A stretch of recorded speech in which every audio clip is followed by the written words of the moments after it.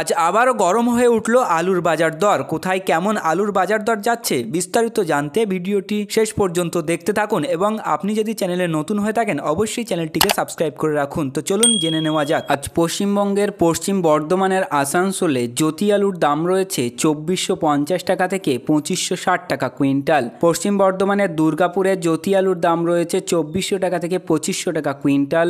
পশ্চিম বর্ধমানের দুর্গাপুরে অন্যান্য আলুর দাম রয়েছে 2300 টাকা থেকে 2460 টাকা কুইন্টাল। পুরুলিয়ার কাশীপুরে জ্যোতি আলুর দাম রয়েছে 2300 টাকা থেকে 2340 টাকা কুইন্টাল। দার্জিলিংয়ে জ্যোতি আলুর দাম রয়েছে 3000 থেকে 3200 টাকা কুইন্টাল।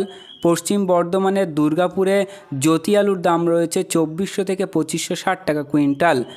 মালদার ইংলিশ বাজারে জ্যোতি আলুর দাম রয়েছে 2550 থেকে 2650 টাকা কুইন্টাল। মালদার ইংলিশ বাজারে লোকাল আলুর দাম রয়েছে 2150 টাকা থেকে 2220 টাকা কুইন্টাল। মেদিনীপুর ওয়েস্ট ঘাটালে জ্যোতি আলুর দাম রয়েছে 2300 টাকা থেকে 2350 টাকা কুইন্টাল। ফালাকাটাতে জ্যোতি আলুর দাম রয়েছে 2600 থেকে 2700 টাকা কুইন্টাল।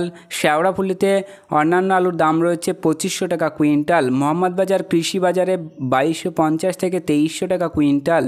আজ আপনাদের এলাকায় আলুর বাজার দর কী রয়েছে তা কমেন্টের মাধ্যমে জানান।